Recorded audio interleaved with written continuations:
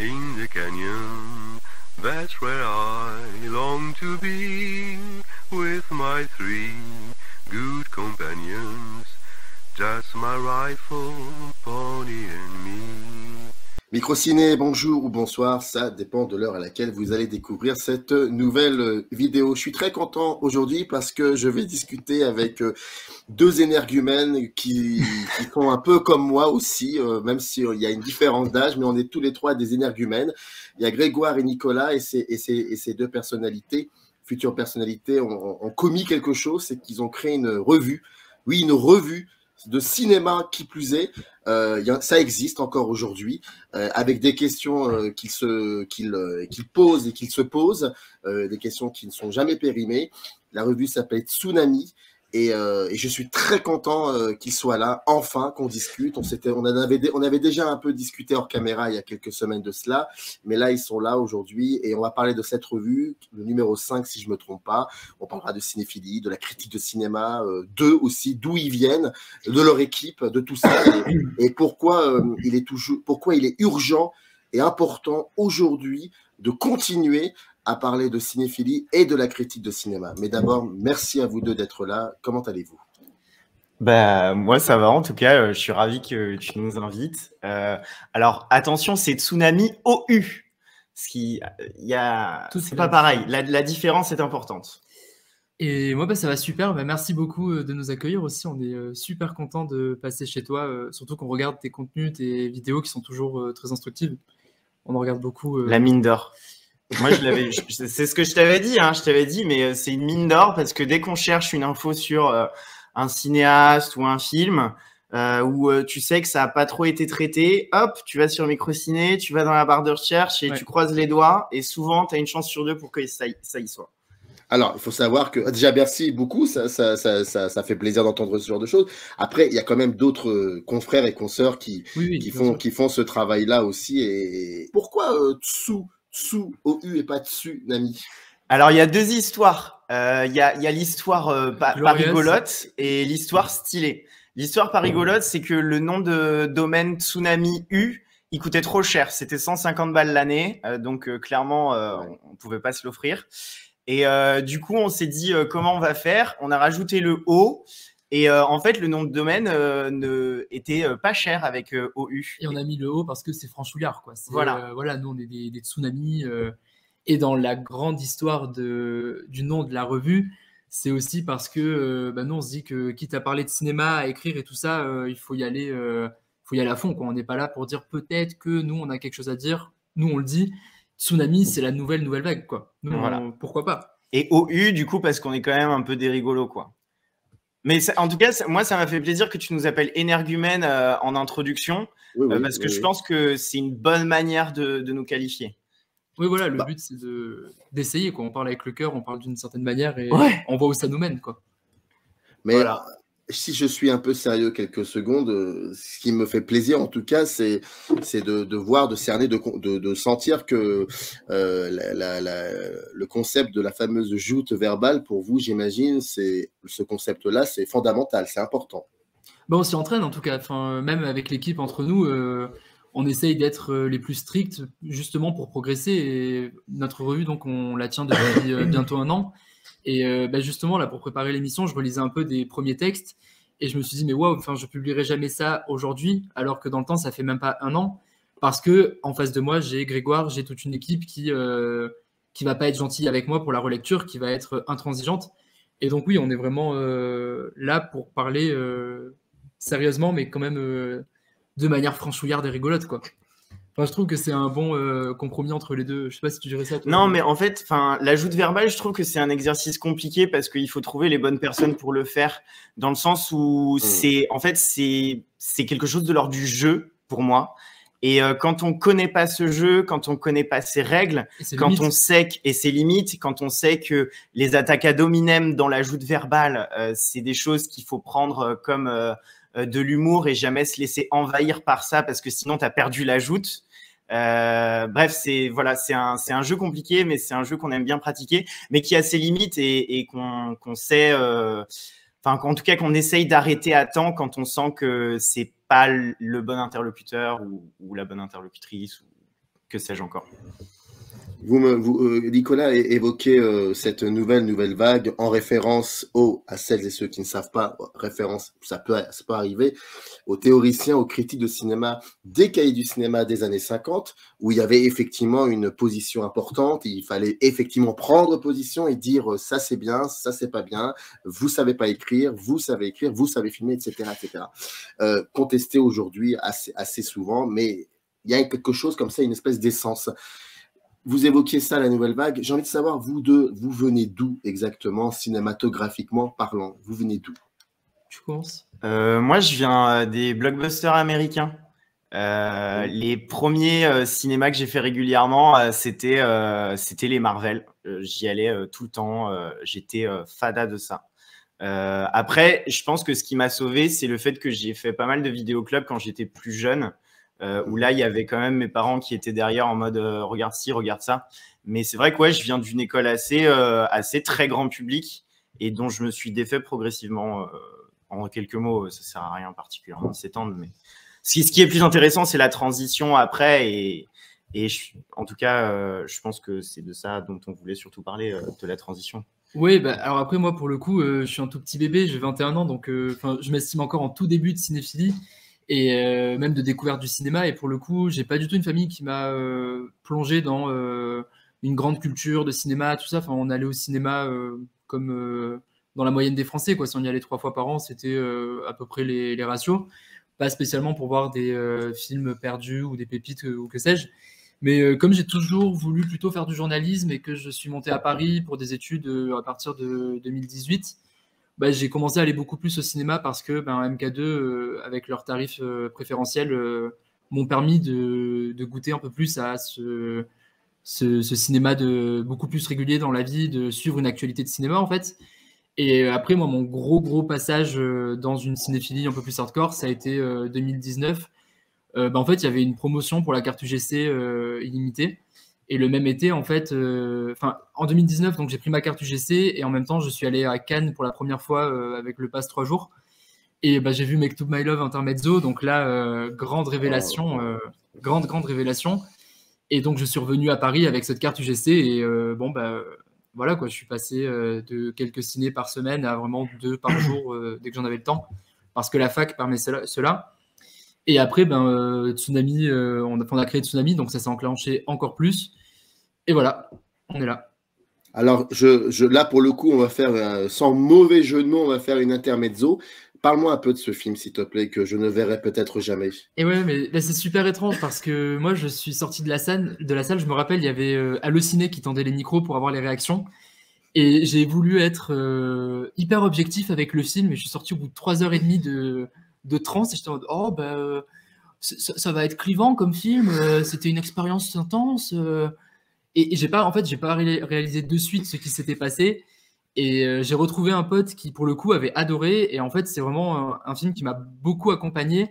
Et au plus j'y repensais, au plus je me suis dit que c'était vraiment quelque chose d'unique que j'avais vu. Et là, j'en suis à un stade où je t'en parle comme étant un chef-d'œuvre absolu, qui est vraiment une expérience. Je me rappelle de la salle où la scène était, cette scène dans la boîte était interminable. Il y avait cette techno et ça continuait. Et moi-même, j'étais dans un état de transe où je me demandais si je venais de m'endormir quelques secondes et que je venais de me réveiller ou pas du tout.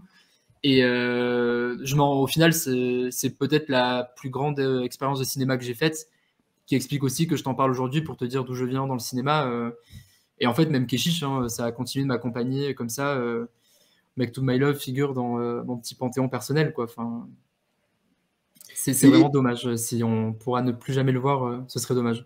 Mais tu penses pas que cette espèce de sacralisation du film, ça t'est venu aussi parce que t'as su très vite que c'était un film qu'on n'allait pas voir pendant longtemps et que du coup, genre, aller dire à tout le monde bonjour, moi j'ai vu un chef-d'œuvre et vous le verrez pas, ça t'a nourri dans ton amour pour le film. Forcément, encore plus. Mais bon, après, t'as quand même l'expérience. Tu fais vraiment une soirée en boîte avec ces gens-là, quoi. Tu vois, t'es dans la boîte. Je pense que j'ai rarement autant ressenti physiquement un film où t'en ressors lessivé. Et tu vois, même à Allociné, j'étais là, genre, je sais pas, c'était une grande expérience. Enfin, tu ressors de là, t'es étourdi, tu comprends plus rien. Et c'est en ça que c'était quand même objectivement une grande séance de cinéma, quoi. Objectivement. Ah, objectivement, cette fois. Oui, bien sûr. Il y a ce critique de cinéma important pour moi qui s'appelle Philippe Azouri, qui le jour de la projection de presse du film Holly Motors à Cannes avait écrit un papier somptueux et dans ce papier il disait en gros maintenant je peux imaginer, comprendre ce qu'ont ressenti les spectateurs, les très rares spectateurs en voyant le film L'Atalante. Ah. Et il disait, voilà, tu vois ce que je veux dire. Oui, il n'y est pas allé de main morte sur la ah bah oui, comparaison. voilà. Et moi j'aime, et parce que c'est intéressant qu'on parle on parle pas vraiment du film de Keshish, mais c'est intéressant de le prendre comme base pour ensuite parler de ce qui nous réunit tous les trois aujourd'hui. Est-ce que toi, il y a cette sensation-là de te dire ce que j'ai vu, finalement, c'est quelque chose qui va complètement déterminer, définir maintenant ce pourquoi je suis lié au cinéma jusqu'à la fin des temps. Moi, j'ai une idée. Bah, moi, je dirais en tout cas que j'ai peut-être découvert quelque chose que je voulais retrouver en retournant au cinéma. Et tu vois, par exemple, l'exigence qu'on a envers le cinéma, enfin, en tout cas celle qu'on essaye d'avoir, c'est quelque chose qui nous tient à cœur, de se dire que moi, dès que je rentre dans une salle de cinéma, que ce soit le court-métrage de mon voisin, le film d'un grand réalisateur ou une pépite méconnue. On est là pour un chef-d'œuvre. Moi j'y vais, j'attends que la personne se soit levée le matin et se soit dite, moi, je vais faire le meilleur film du monde qui existe. Et faire un film mollasson, y aller se dire, bon, bah voilà, je vais faire un film, ça ne nous intéresse pas. Nous, on veut on cherche en tout cas au cinéma des personnes qui ont fait quelque chose de pur dans leur intention, qui était radical. Et peut-être que j'ai un peu ressenti ça avec, même complètement avec Make to My Love. Et peut-être que dans mon rapport à la salle, ça a changé dans le sens où, dans mes attentes envers les films que je regarde, peut-être. Mais moi, en fait, sur le point de vivre cette expérience, de voir le film, j'aurais... Enfin, tu sais, je reboucle plutôt avec ce qu'on disait sur la psychanalyse n'est pas un gros mot dans le numéro 5. En mode, en fait, je pense que ce genre de moment cinématographique, en fait, c'est comme si c'était une manière de fixer un soi à un instant T de l'existence. Et que revenir à ce film, ça serait toujours revenir à ce soi de cette époque-là. Et que c'est en ça, par exemple, que revoir des films, ça fait du bien. C'est que en fait, c'est comme si on se reprojetait dans un souvenir de la même manière que devant une photo de soi quand on est gamin, on peut se reprojeter dans le souvenir. En fait, quand on revoit un film où il y a eu une expérience marquante comme ça, on se reprojette dans le soi qu'on était à ce moment-là. Oui, tu ne revois pas que le film, mais plus voilà, exactement. Ouais. C'est exactement ça. Et moi, ça m'a fait ça, par exemple, avec 2001 Odyssée de l'espace. Genre, ça a fixé un moi à un moment donné, 2001 Odyssée de l'espace. Oui, mais quand tu te permets de revoir cela et donc de te revoir finalement à l'époque où tu avais vu ce film-là, il faut pas. Le danger serait de rester dans cette nostalgie et de continuer même à vivre avec cette nostalgie. Alors que toi, spectateur, tu as normalement évolué. Je pense à beaucoup de personnes de ma génération, donc moi je suis de 76, qui ont vécu les années 80, plutôt le début des années 80, le cinéma américain.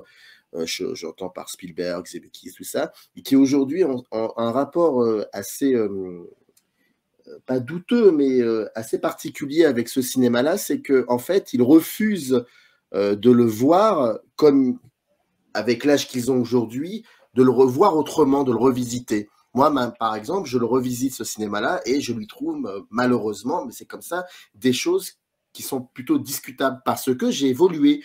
Mais ça me fait plaisir de revoir ces films-là, de comprendre un peu ce que j'étais à l'époque. Mais par contre, il faut impérativement que je les revisite. C'est-à-dire qu'il faut que je les confronte à ce que je suis devenu aujourd'hui.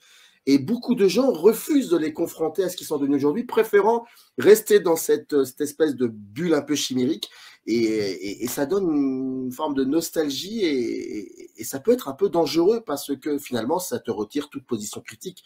Est-ce que ça, c'est quelque chose que vous avez entendu parler, que vous refusez ou peut-être Moi, c'est quelque chose que du coup, j'ai un peu interrogé. Et en fait, je trouvais que voir la nostalgie comme quelque chose de négatif, c'était un peu dommage.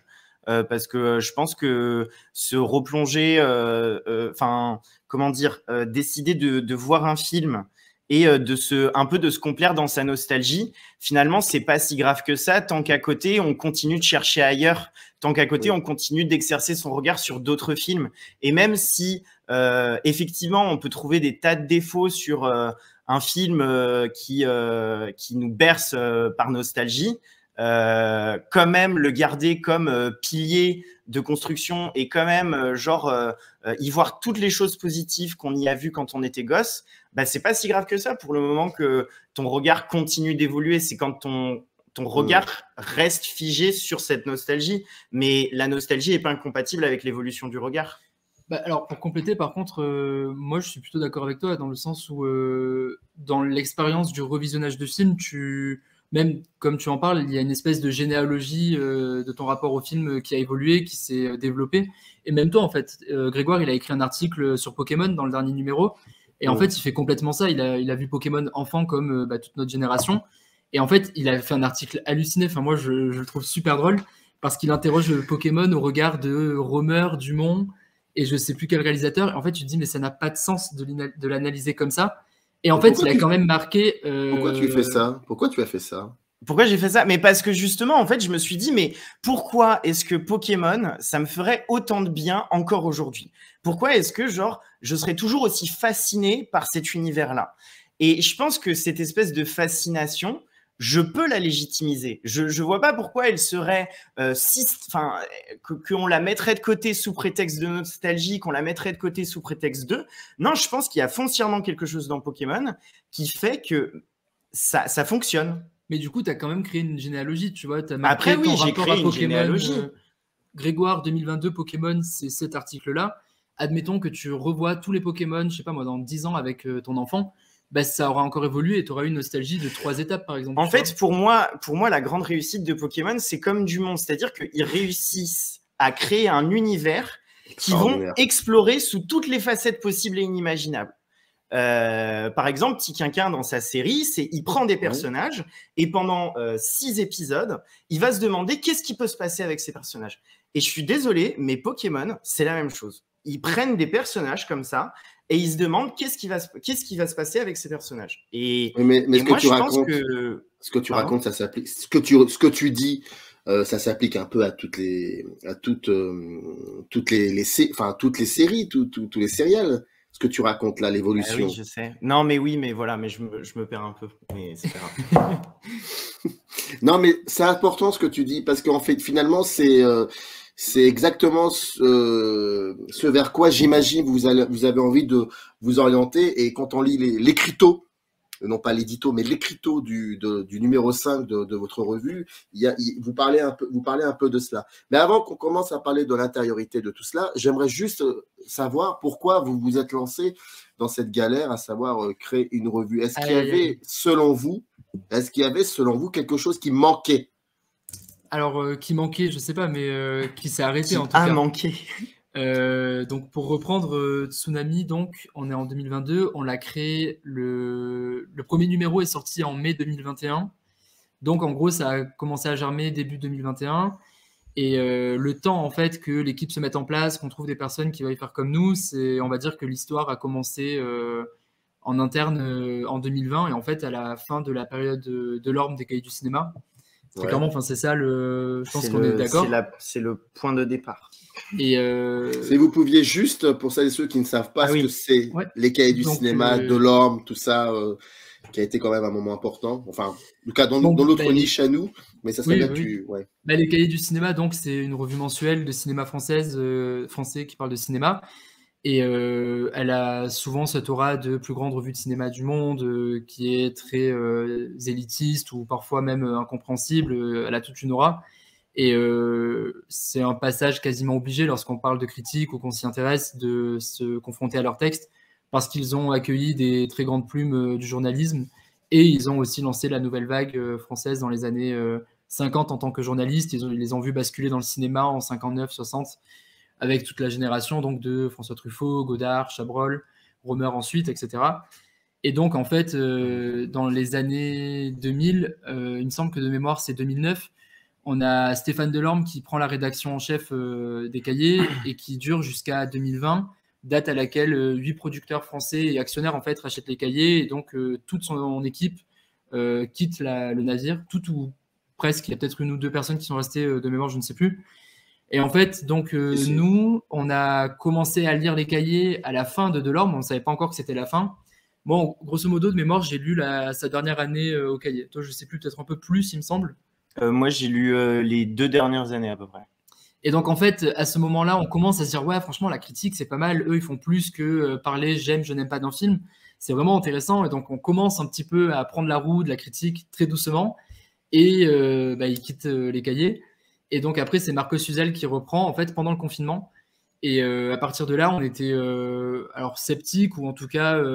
Après, on lui a quand même laissé du temps pour qu'il s'impose, parce que c'est normal qu'en un numéro, son équipe ne soit pas mise en place et tout positionné, tout ça. Mais donc, en fait, on est encore dans un dialogue unilatéral avec Marcos Huzel où on ne sait pas trop, on tâtonne, on le regarde, mais il n'y a pas cette chose qui avec Delorme a matché direct. Ouais, je sais pas. Ça, c'est des questions sur lesquelles je suis pas encore fixé totalement, tu vois. Et après, par contre, juste pour reprendre sur ta question, donc nous, on te dirait que bon, la fin de Delorme au cahier, ça a marqué peut-être aussi une envie à notre tour, essayer d'écrire et de faire comme lui. Mais par contre, en parlant avec des amis un petit peu de notre âge qui font pareil un peu partout en France, ça a été le marqueur pour plusieurs personnes, enfin, notamment la revue Petit Cri. Ah oui, on a des collègues, pareil, quand ils ont vu Delorme partir, ils se sont dit mais c'est terrible, il faut faire quelque chose, il faut continuer à perpétuer cette manière de voir le cinéma et cette espèce d'écriture qui est pas exactement la même avec la rédaction de Marcos Huzel. Et eux aussi, donc ils ont lancé une revue du coup 1 an avant nous, mais voilà. Et puis pour le coup, eux, ils étaient moins dans l'actualité, ils étaient plus sur une ligne on part de cinéma tout court. Là où nous, on a essayé de faire un peu on essaye à chaque numéro de faire un peu un pont entre ce qui peut y avoir, enfin des films d'avant et des films de maintenant. Et en fait, il y a un peu tout qui se mélange. Il y a quelques critiques récentes et il y a quelques critiques anciennes. Il y a quelques articles récents et quelques articles anciens. Et cette espèce de cheval entre maintenant et avant, c'est quelque chose qu'on aime bien faire dans la revue, qui nous semble important de pas forcément mettre sur un piédestal l'actualité, mais pour autant de quand même traiter les deux, tout court, quoi. Mais c'est quand même assez incroyable cette histoire de certaines personnes, dont vous et d'autres qui voyant que les cahiers du cinéma allaient changer, ce qui est tout à fait logique, ils vont changer finalement, et ils ont changé, et se disant bon il va falloir que on ne croit plus à cela, on ne croit plus aux cahiers, ce sera plus comme avant, donc il faut qu'on crée notre propre revue qui serait une espèce de je synthétise grossièrement ce que vous êtes en train de me dire, mais je trouve ça assez drôle finalement de se dire que s'il n'y avait pas eu la fin de la période Delorme, est-ce que vous auriez existé? Déjà, je pense que non.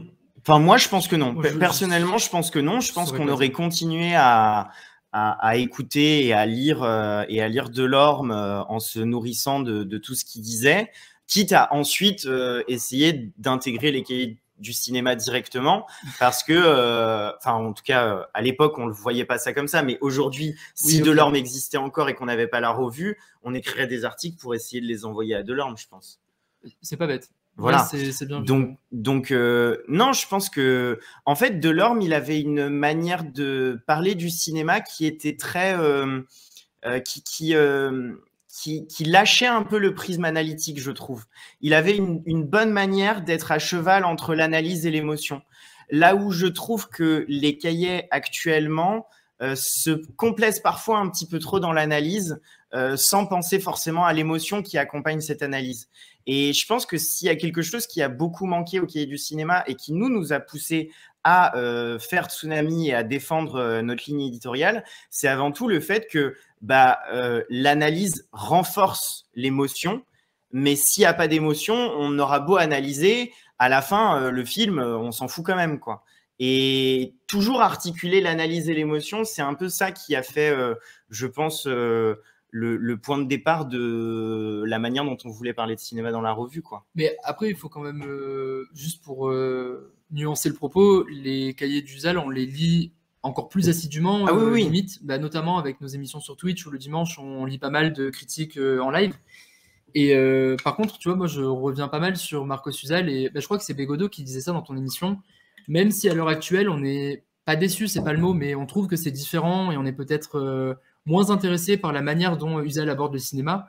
Ça reste peut-être la meilleure production écrite sur le marché, et c'est pour ça qu'on continue à être fidèle au cahier, parce que même si c'est Uzal, ce qu'il fait nous intéresse quand même, et c'est limite plus intéressant en fait qu'il y ait eu ce changement, et il nous a poussé à nous demander pourquoi on aimait plus la plume de Delorme que celle d'Uzal, mais on reste fidèle au cahier, et ce qu'ils apportent est intéressant dans une autre manière, je dirais. Ça nous permet de mieux nous positionner, je pense aussi. C'est-à-dire que plus en fait ils parlent de cinéma, et plus on se dit là c'est intéressant et là c'est pas intéressant, plus nous ça nous nourrit dans notre manière d'écrire des textes critiques et dans notre manière d'envisager la critique. À partir du moment, mais ça continue encore selon vous de penser cette revue. Ah oui, bien sûr. Ça pense juste différemment. Et nous on essaye de plus ou moins perpétuer une école de pensée qui nous a beaucoup nourris et dont on essaye d'explorer les limites tout en essayant d'aller plus loin.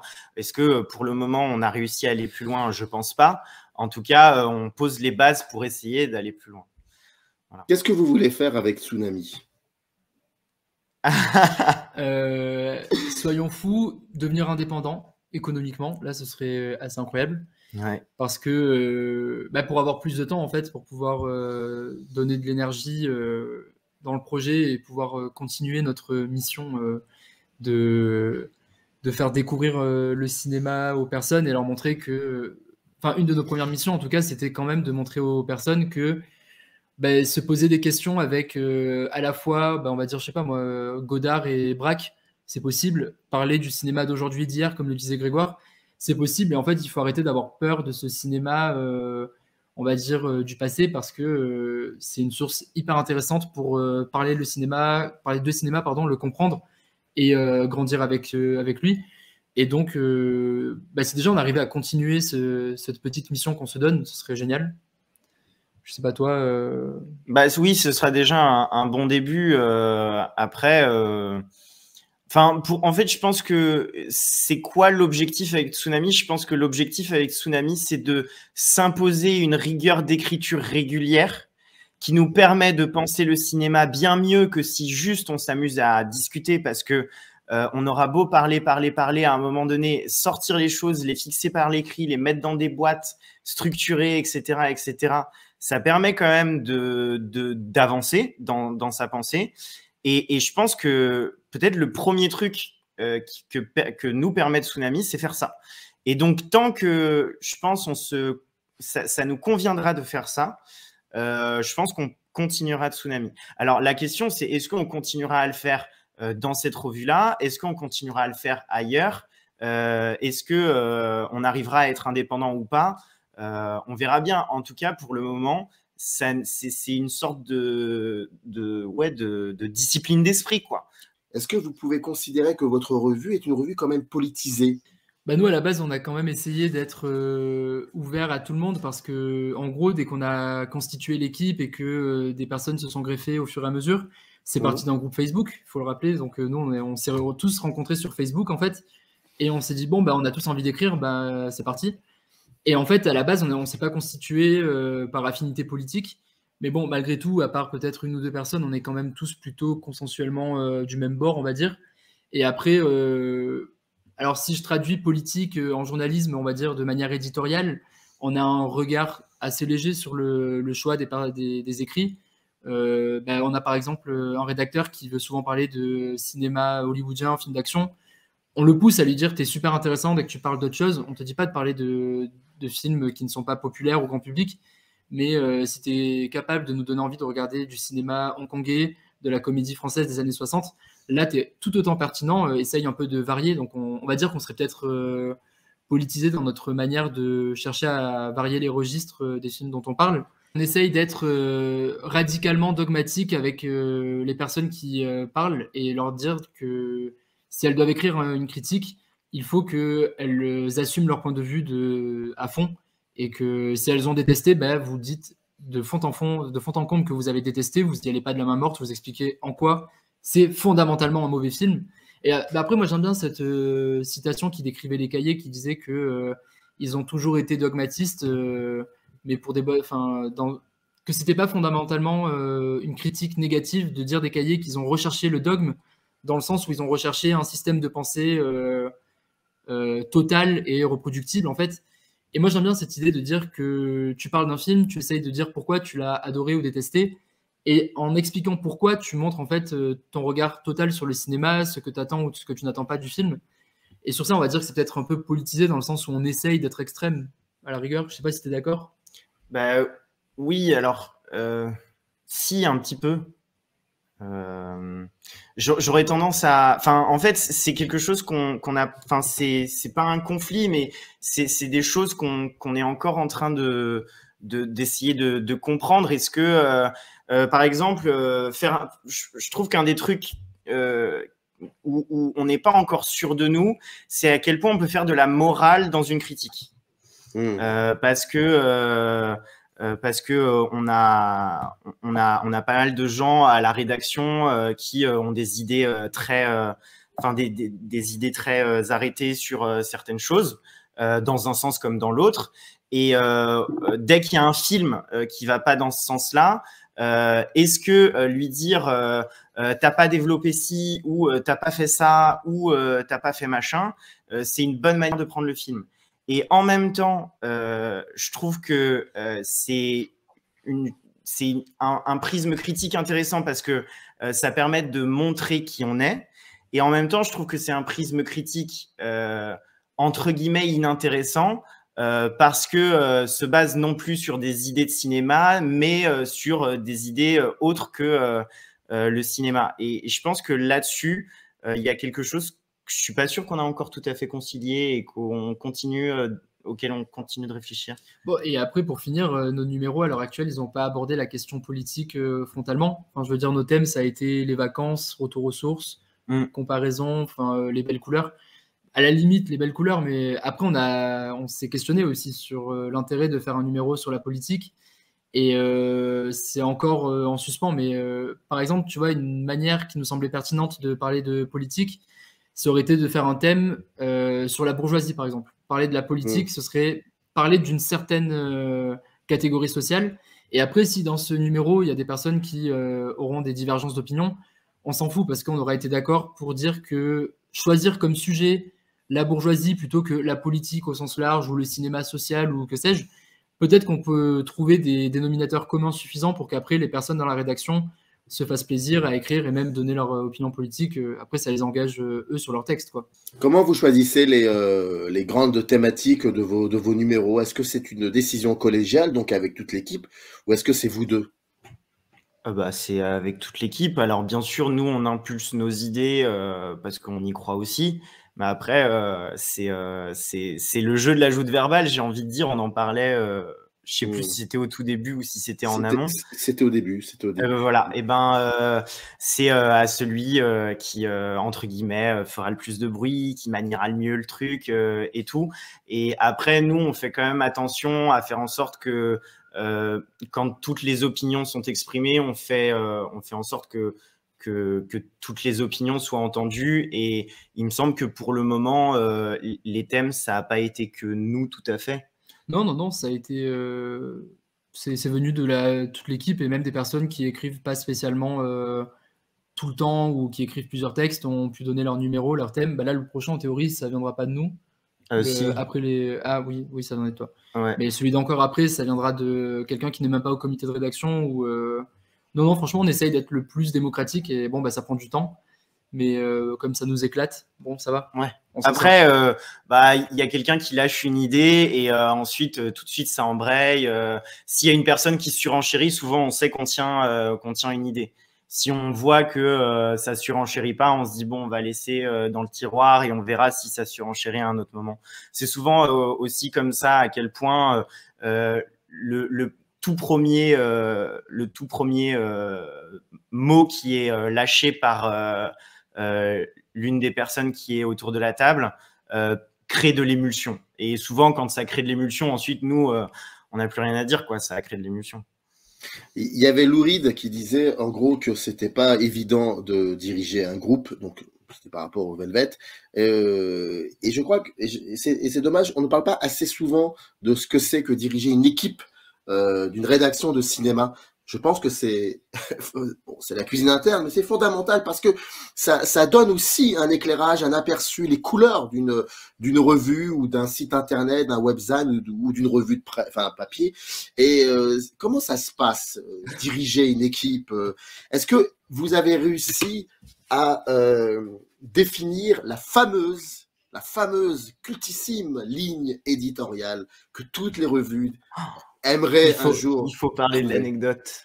Laquelle? Bah, celle de Hugo. Dis, je vois pas de laquelle. Non, mais ça me fait rire parce que on a présenté une séance au cinéma Le Balzac oh mon Dieu. Oui. de enquête sur un scandale d'État il y a un mois, il me semble. Donc, dans un cinéma parisien, voilà. sur Champs-Élysées. Et donc c'est l'un de nos rédacteurs qui y est allé. Connu la salle de cinéma, très connu quand même. Voilà, c'était pour les quand même. qui ne connaissent pas. Et donc l'un de nos rédacteurs du comité de rédaction. Oui, est allé pour présenter le film. Et en introduction, il a dit « Oui, nous sommes une revue qui n'a pas de ligne éditoriale. » Et nous, on s'est regardé avec Nicolas, on s'est dit « Mais qu'est-ce qu'il dit ?»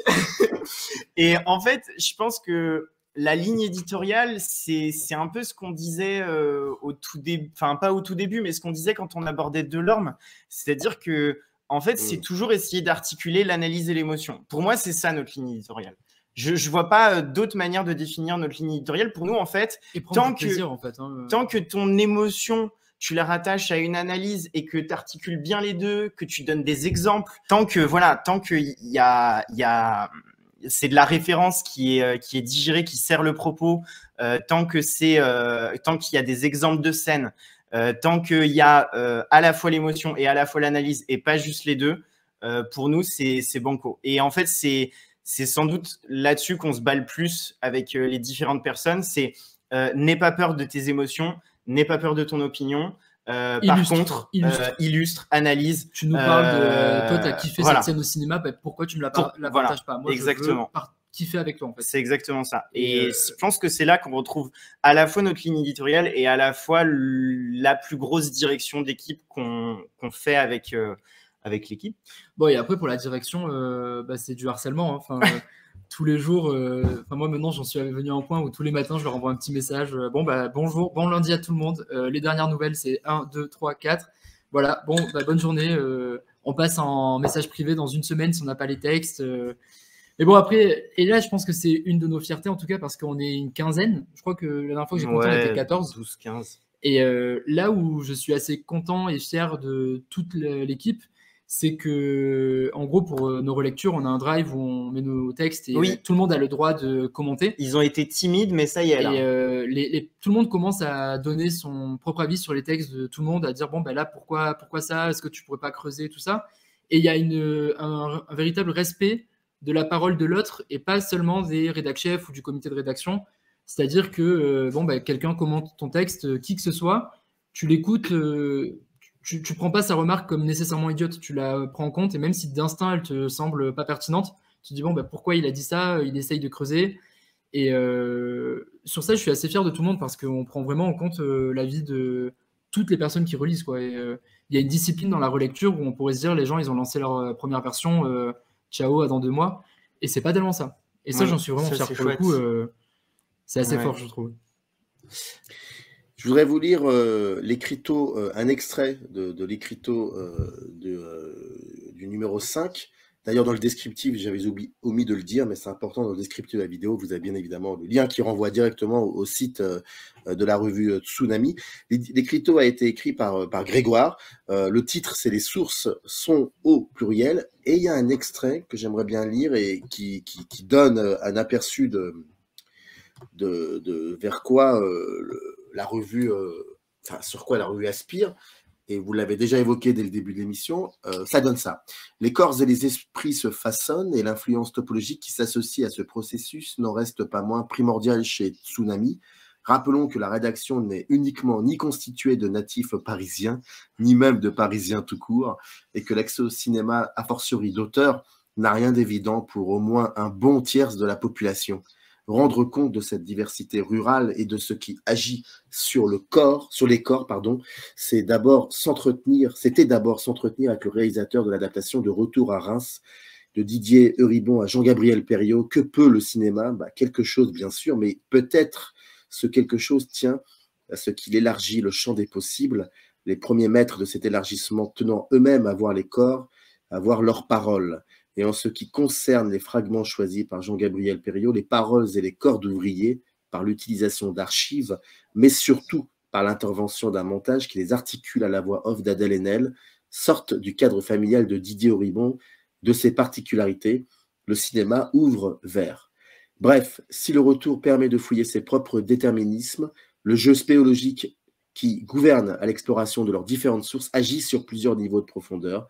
Ainsi, l'actualité était parfois l'occasion pour certains d'entre nous de faire d'une pierre deux coups, c'est-à-dire revenir sur ce qui nous a constitués, sur ce qui constitue notre imaginaire, sur ce qui a provoqué nos émotions, tout en proposant aux lecteurs des fenêtres hétéroclites sur ce dont ils se sont abreuvés ces derniers mois.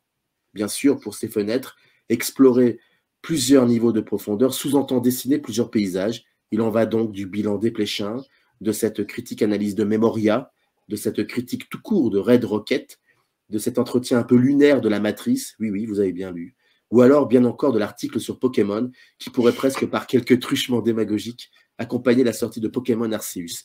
On pensera aussi malheureux à ces critiques manquantes de Memory Box ou de résidus, de retour aux sources dans le dernier matérialise la frustration du temps qui passe par un geste final, vain et violent, donc cinématographique. Il y a quand même là, se dessine une véritable ligne éditoriale, que vous le vouliez ou non. Tu me parles d'émotion et d'analyse, mais ça va vraiment au-delà de ça, c'est autre chose. Il y a cette envie, comme tu le dis dès le début, de mettre en application le concept du rétroviseur et surtout de ne pas avoir honte de ce qu'on a aimé, de ce qui nous a regardé, et qu'en gros le cinéma est populaire. D'ailleurs, c'est ce que tu dis plus loin dans le texte. Ça, pour toi, c'est une évidence. Est-ce que c'est là, la question peut se poser aussi aux deux personnes qui sont en face de moi, Grégoire et Nicolas.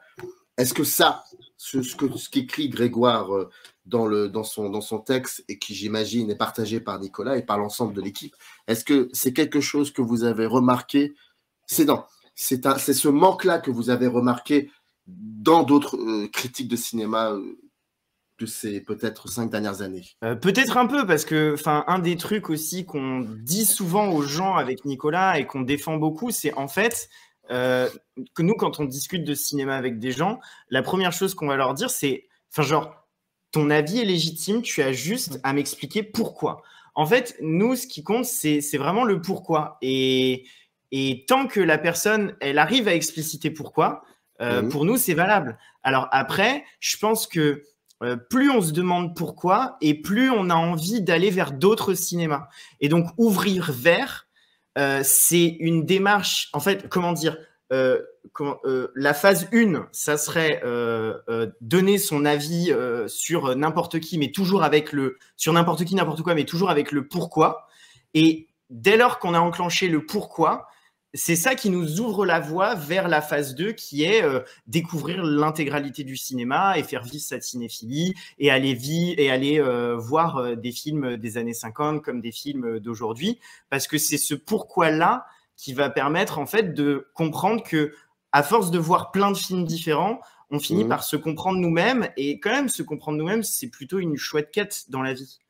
Voilà, donc voilà, phase 1, pourquoi, phase 2, ouvrir vers. Alors moi, pour compléter éventuellement, je te reparlerai bien de cette question de la popularité, et je pense qu'on est quand même plutôt partisan d'une idée selon laquelle le cinéma est accessible à tout le monde, mais il suffit d'accompagner les personnes. Et nous aussi, peut-être qu'on a regretté de pas avoir été assez accompagnés à certains moments. Bon voilà, alors la politique à 2 balles, mais si on avait vu plus de films au cinéma, et je pense que si à l'école, si à l'école on nous montrait plus de films et qu'on nous accompagnait mieux, on aurait une génération de cinéphiles qui se créerait peut-être plus facilement. Et peut-être qu'on aurait aimé avoir des accompagnateurs Et aussi des personnes qui font la liaison entre je découvre le cinéma par YouTube, par des youtubeurs dans ma chambre, et je lis les cahiers du cinéma. Entre les deux, il manque peut-être une étape. Et avec toute humilité, encore une fois, on essaye, on fait comme on peut, et si ça ne marche pas, on n'a pas été pertinent sur un coup. Mais avec Tsunami, avec des chaînes comme la tienne, il y a un petit peu de cette liaison entre je découvre le cinéma vraiment avec le marteau-piqueur. Voilà, le cinéma, c'est Tarantino. Entre Tarantino et les cahiers, faut y aller, quoi, il faut s'accrocher. Et donc, nous, avec Tsunami, on arrive à montrer à des gens que s'approprier du Happy Chapong, s'approprier du, je sais pas moi, du Piala ou de n'importe quel réalisateur, c'est faisable, c'est possible. T'as pas besoin d'avoir un bac +8 et d'avoir une analyse fine. Tu peux juste voir un moment une scène qui te parle et pas la comprendre immédiatement. C'est pas grave. Cherche, creuse et on va le faire ensemble. On va chercher, on va comprendre. Et ça, je pense qu'on est aussi plutôt d'accord là-dessus, tous, dans le groupe. Oui, je pense aussi. Je pense. Vous êtes en train de parler sur une chaîne qui s'appelle Microciné et qui est une chaîne YouTube. Et j'aurais voulu savoir, vous deux, qu'est-ce que vous en pensez de ça, de la manière de parler de cinéma sur YouTube? Vous en pensez quoi? Est-ce que pour vous, ça reste un média dans lequel il y a une possibilité d'asseoir une position critique? Donc, c'est-à-dire de par ce média-là, de comprendre un petit peu le monde à travers les films en étant critique. Est-ce que pour vous, c'est quelque chose qui est évident ou alors vous êtes plutôt réfractaire à cela? Alors, pour ma part, je trouve que malgré tout, YouTube est une porte d'entrée. Hein. Enfin, je veux dire, je me mets dans la tête de quelqu'un qui a 14-15 ans, qui est au lycée, on va dire, qui s'intéresse au cinéma, qui voudrait s'y intéresser un peu plus. YouTube, c'est un des premiers réflexes. Et encore, je commence à devenir un petit vieux à ma manière. Et je sais pas si Twitch prend le dessus. Non, TikTok et Twitch. Et là, pour le coup, moi, je fais le boomer avec récemment, j'ai vu une youtubeuse qui justement faisait des vidéos TikTok pour parler des films qu'elle avait vus. Et notamment, elle faisait un TikTok sur le Batman, mais pour amener vers des références comme le docteur Caligari, quoi. Elle parlait de ça sur TikTok? Ouais, elle parlait de ça sur TikTok. Et du coup, un peu en mode fun, machin et tout.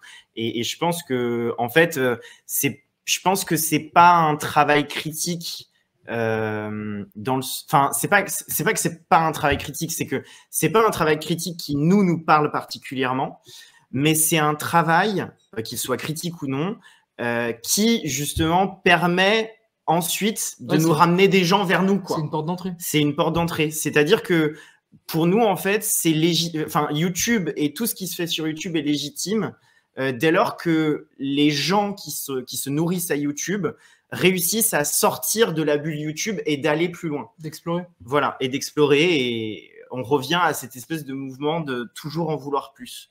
Mais ça, après, c'est quelque chose sur lequel même les YouTubeurs, ils n'ont pas la main mise là-dessus. Il y a certaines personnes de leur public qui vont réussir à aller plus loin, et d'autres personnes de leur public qui vont rester là en mode c'est formidable, machin et tout.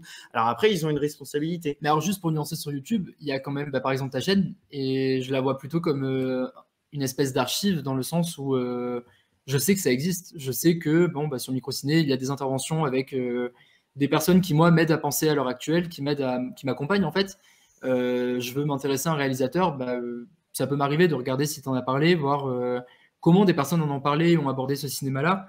Donc après, YouTube, il faut le segmenter aussi. Parce il faut aussi le voir plus réellement. Ouais. Tu n'es pas le YouTube d'un adolescent qui va chercher à comprendre le cinéma, on va dire, en regardant Batman. Toi, si on marque Batman sur ton YouTube, on va pas avoir les mêmes vidéos et les mêmes publics. Oui, bien sûr. Du coup, par exemple, ta chaîne, pour moi, ne rentre pas dans le cadre de la porte d'entrée, par exemple. Ouais, voilà. C'est plus loin. T'es un peu pareil entre ce qu'on essaye de faire, les cahiers du cinéma, mais dans une autre forme. Mais tu t'adresses pas forcément à des gens qui sont sur le pas de la porte. Tu t'adresses à des gens qui sont déjà dans le salon, quoi.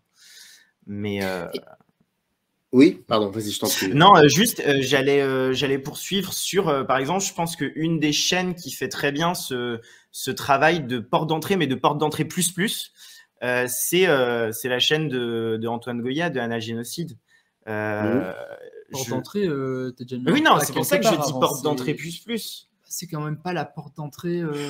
Disons que ça reste. Enfin, il y a certaines personnes dans son public qui, il le dit lui-même. Il y a certaines personnes dans son public qui le regardent sans avoir idée de si ça c'est bien ou si ça c'est bien. C'est pas faux. Et il remet les pendules à l'heure. Enfin, il y a qu'à voir sa vidéo récemment sur Bruno Dumont.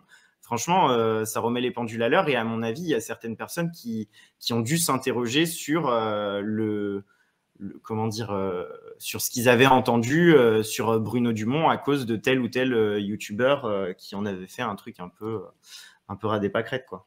Je l'avais pas vu comme ça, mais c'est vrai que Anal Génocide, ça reste un bon argument et c'est aussi une chaîne que moi je continue à regarder.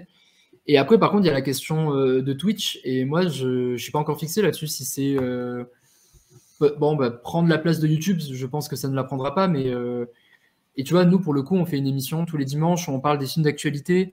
On essaye, en fait, de varier notre contenu, à avoir un contenu qui est accessible, où tout le monde peut s'y retrouver, en fait, où on peut mélanger des références ultra connues, tout ça, et essayer d'aller vers ailleurs.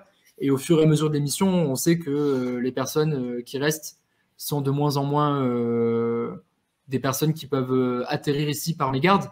Et au fur et à mesure de l'émission, on essaye d'aller sur des choses peut-être pas pointues, mais plus sélectionnées éditorialement, tu vois. Je sais pas si tu dirais ça. Je pense que dès lors que tu essayes de faire de la vulgarisation de critique des cahiers du cinéma...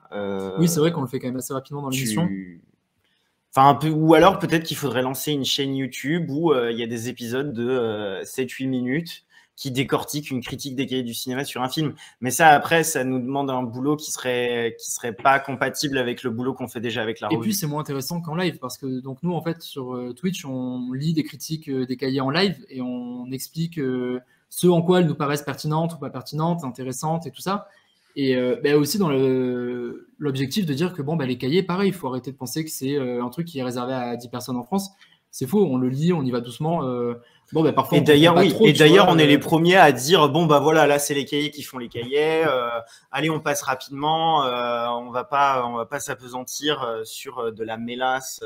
Ouais. Et donc à notre échelle, on arrive quand même à faire lire les cahiers à des personnes qui ne les liraient pas ou qui n'auraient même pas l'idée d'aller les acheter. Et ça aussi, c'est quand même une fierté. Moi, je suis vraiment fier de ça, tu vois, d'avoir pu partager de la critique élitiste à tout le monde. C'était pour vous une évidence de vous lancer sur Twitch, qui soit une annexe de la revue? À la base, ça nous a fait rire, je crois. Alors, à la base, toi, tu étais un peu plus réticent, mais c'était le côté Amazon qui t'emmerdait. Oui, c'est notre Toi, c'était le côté Jeff Bezos. Notre patron, c'est Jeff.